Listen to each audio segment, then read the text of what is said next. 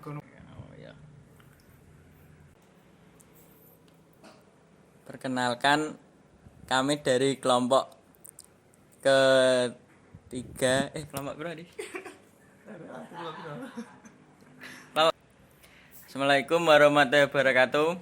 Di sini kita akan mereview sistem operasi Symbian.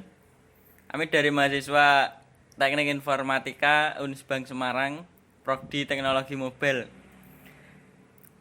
Nama saya Minanur Rahman dan kelompok saya Rahmat Indra Wijaya, Ingga Supriyono, dan Sakib Hamam.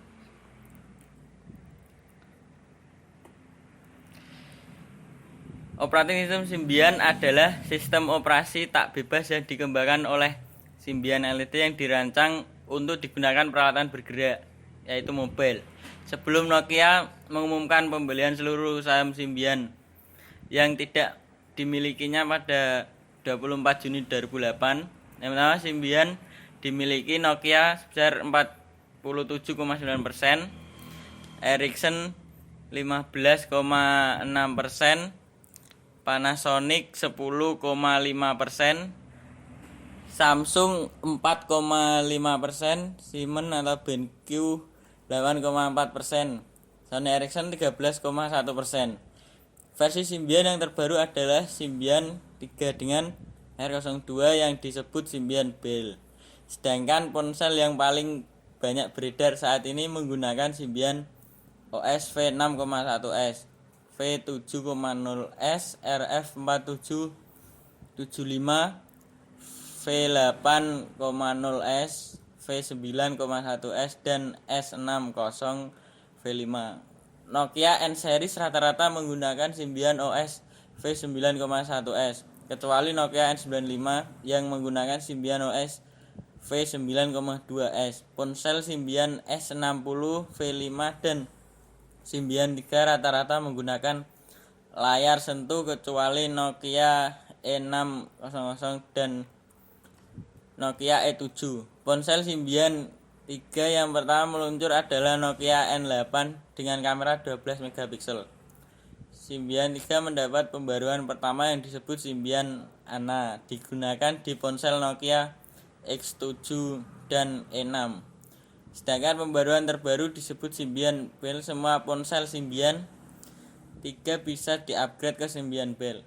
Sekarang keseluruhan saham di Symbian LTD telah dimiliki oleh Nokia dan posisi sistem operasi Symbian sebagai penguasa sistem operasi bergerak telah direbut oleh sistem operasi buatan Google, yaitu sistem operasi Android yang meluncur pada akhir tahun 2009 dengan ponsel pertamanya HTC Dream G1. Vendor ponsel seperti Samsung, LG, Sony, Ericsson sekarang tidak lagi menggunakan sistem operasi Symbian dan menyatakan berhenti mendukung sistem operasi ini. Gambaran umum operating system Symbian. Saat ini Symbian telah banyak digunakan oleh berbagai vendor produk peralatan komunikasi mobil pada berbagai jenis produk mereka yang bervariasi. Variasi dari sisi hardware ini di mana Symbian OS diimplementasi dapat dimungkinkan karena sistem operasi ini memiliki antarmuka pemrograman aplikasi. API mendukung terhadap komunikasi dan tingkah laku yang umum pada hardware yang dapat digunakan oleh objek aplikasi lain. Hal ini dimungkinkan karena API merupakan objek antarmuka yang didefinisikan pada level aplikasi yang berisikan prosedur dan fungsi, dan juga variabel serta struktur data yang mengelola atau memanggil kernel di mana sebagai penghubung antar software dan hardware. Dengan adanya standar API ini membantu pihak pengembang untuk melakukan penyesuaian atas aplikasi yang dibuatnya agar dapat diinstal pada produk telepon bergerak yang bermacam-macam. Mirip seperti sistem operasi desktop, pada Symbian OS mampu melakukan operasi secara multi-reading, multitasking, dan pengamanan terhadap memori. Dan semua pemrograman pada Symbian dilakukan secara event based. Artinya hardware CPU menjadi tidak aktif ketika tidak ada inputan berupa aktivitas tertentu. Namun perlu dipahami sistem operasi ini memang ditujukan untuk diinstal pada peralatan mobil dengan keterbatasan sumber daya, multithread dan multitasking, memberikan kemampuan Symbian OS untuk menjalankan lebih dari satu aplikasi sekaligus. Namun khusus ini adanya preemptive multitasking kernel akan memberi tiap-tiap program suatu pembagian waktu pemrosesan yang dilakukan bergantian dengan cepat sehingga nampak bagi pemakai seolah-olah proses ini dieksekusi secara bersamaan.